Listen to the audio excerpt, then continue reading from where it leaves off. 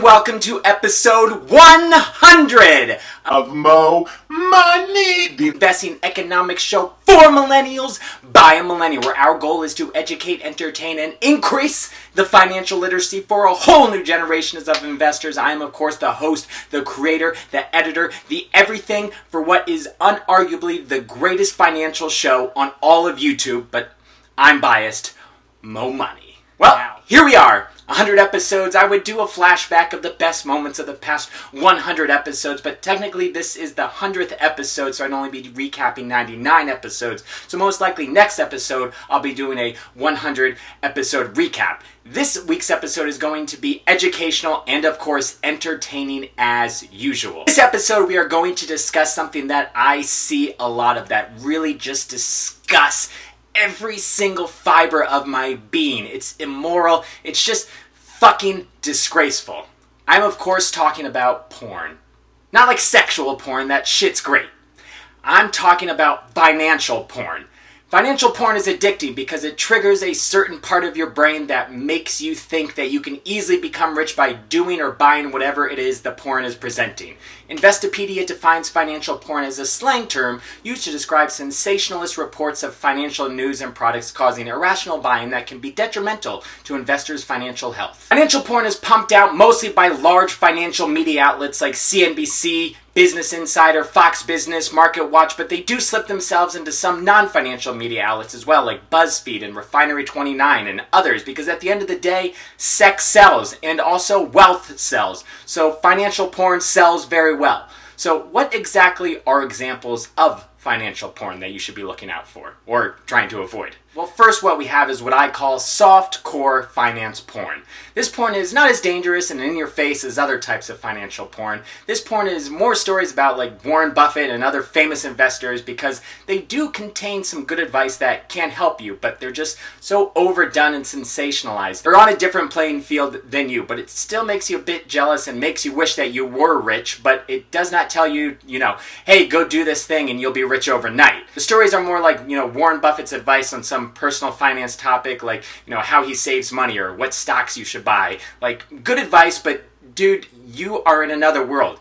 You're disconnected from regular people, but, your advice cannot easily be followed by the majority of people out there. But they asked Mark Cuban and Kevin O'Leary and LeBron James, to give regular financial advice for regular people. And they ask these people questions all the time. And it's like, why do we need their advice on these things? They can't relate. They can't give us good advice. Now we'll get to the fucking hardcore financial porn, the real fucking good shit that we all like. The stuff that makes you get the jerkins out and just bust a nut all over your wallet. We've all seen examples like real porn. This stuff totally distorts reality, and it can be dangerous to your perception of what investing is and what personal finance is really like and what is an actual possibility and what is a fantasy. For instance, one big story that happened a couple months ago was the 21-year-old who was a marketing intern making $25,000 an hour, living in a $4,000 apartment. How did she do it? Was she frugal? Had she saved up money and moved to New York City? Had made a dream come true? No. It turns out that her parents paid for her entire rent and they gave her a $800 a month allowance. Or the 31-year-old who paid $200,000 off in student debt. How? She lives at home with her grandparents, rent-free. Her mother gifted her a condo for her wedding and she uses that condo and rents it out for extra income. Like, fuck! Come on! That's not everybody, that's not even close to being anywhere near the majority of people. That's not even 50% of people have that possibility. Or Suze Orman, who is a personal finance superstar writer, she decided to poor shame everybody by saying buying coffee is like pouring money down the drain. Or when Chase Bank poor shamed people with a tweet about how their, poor spending habits are the reason to blame for their low balance, not the fact that wages aren't growing at the same, pace as prices, or that they're crushed under student loan debt. We have CNBC, who was talking about Bitcoin and Ripple 24/7 at the height of cryptomania, and telling viewers how to buy it and get in on the craze. Or even at the end of a good,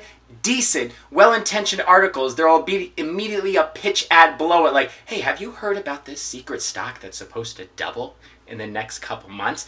You probably haven't. I mean, of course you hadn't. It's a secret, but we're going to tell it and we're going to share it with you. Just click here. Or the ads on articles toting some triple inverse ETF that you probably definitely shouldn't be buying, and I'm saying that from experience. Or these trading platforms like E-Trade and TD Ameritrade offering options trading classes for free as legit trading strategies, retirement strategies for your retirement and investment portfolio. Those options could completely explode your account with one wrong investment. Final kind of financial porn is like weird, dark web, kinky, I've been on Pornhub for 4 hours, what the fuck am I looking at right now type of financial porn. This is the type of financial porn you find in the comment section of financial articles, or the type of shit people send you to your Instagram DMs, the stuff some weird dude at the bar is telling you about. It's like buying penny stocks, or trading Forex, or being an Amazon middleman, or buying binary options, or pyramid schemes. Really weird shit where it's like, you can make money from home, on your phone, or anywhere in the world that you want to be, and you only work 10 hours a week. Like, who falls for this shit? But people do, because it's sexy. It makes their financial boners rock hard, and makes all the blood go from their brains to their financial dicks. The bottom line, porn is addicting. Expensive things and wanting to have them, that desire is addicting. Being wealthy is addicting. Financial porn is addicting, and financial media outlets know that. It's hard to tell them, hey, stop doing that thing that's bringing you so many viewers and revenue. It's like telling a cocaine dealer, like, hey, buddy, maybe try to make the cocaine a little less addictive if you can, because it's bad and it's ruining people's lives. It's hard to convince people that some of these stories are sensationalized, that they're not realistic. Especially when the fucking jackass in the Lambo's saying, you can do this, and I'll teach you. I was poor like you once. Everyone wants to believe that they're special. Americans all feel like they're just one lucky break away from making it from rags to riches. Everyone thinks that, hey, if that idiot can do it, well, fuck, so can I. These things are hard for financial professionals and people like me to fight against.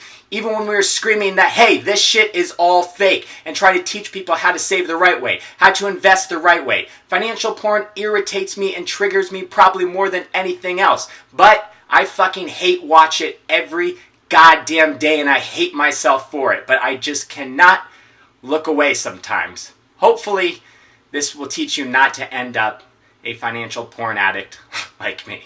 Thank you so much for watching another episode. You can find new and classic episodes of Mo Money right here on YouTube. For now, don't forget to like, comment, subscribe, share, follow me on Twitter, follow me on Instagram, like me on Facebook. Mo Money signing out.